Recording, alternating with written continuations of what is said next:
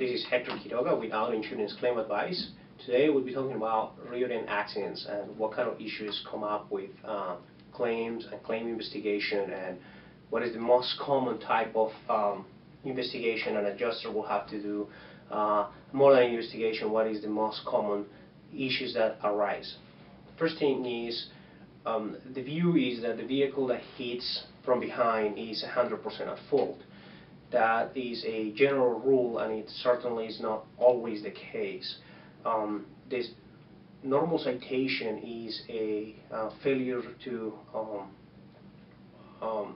keep a proper distance or following too closely.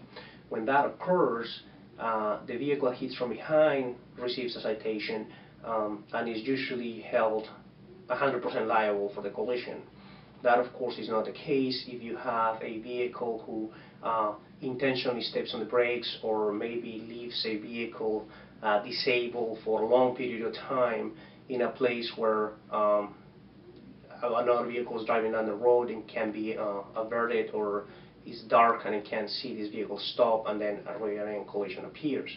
So an adjuster will have to determine first how much time was this vehicle on the road. Did it lose control? Why was this vehicle stopped? And that would tell us if there is any liability on the vehicle in front. Usually, though, the issues whether or not a vehicle has was there a long time, or was disabled, or did anything is irrelevant if you have a stop sign or a traffic light or that type of thing, since there is a legal reason of why that vehicle would be there. What is perhaps more difficult to understand is, or to investigate, is when you have a collision, and that collision is a rear-end collision when you have 3, 4 or more vehicles. Adjusters will have to be careful as to how and who is at fault for this. It's not as clear as the previous example. So in a three-vehicle collision, we can have a few scenarios, right?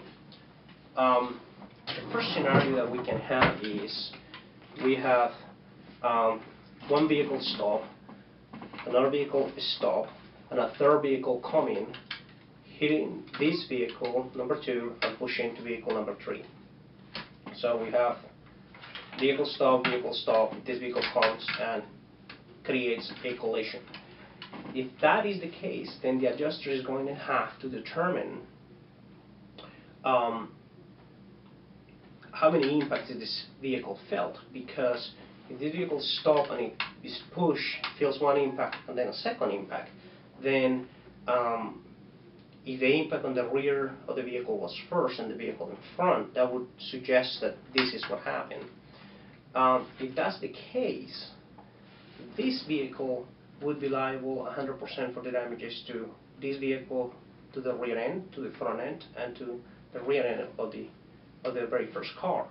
Now, another thing that could happen, and the adjuster is going to have to determine, is this vehicle is stopped, this vehicle comes, can stop on time, hits this car, this vehicle comes, can stop on time and hit this car. The adjuster can determine that this driver felt an impact at the front first and then on the rear, then that would suggest that the second scenario happened. If the second scenario occurs, then this vehicle is liable for 100% of the damages to this car, and there'll probably be a split as to how much damage was caused to the first vehicle, because the argument is going to be the damage to this car happened on the first impact, but then it might have been aggravated when this vehicle hit this car and might have pushed it again and create more damage. It's not always the case, but that's what the issue and the investigation is going to have to show us. How many impacts, how hard was the impact, and that type of thing. And this can delay an investigation. It's very frustrating for consumers because it's a clear-cut situation.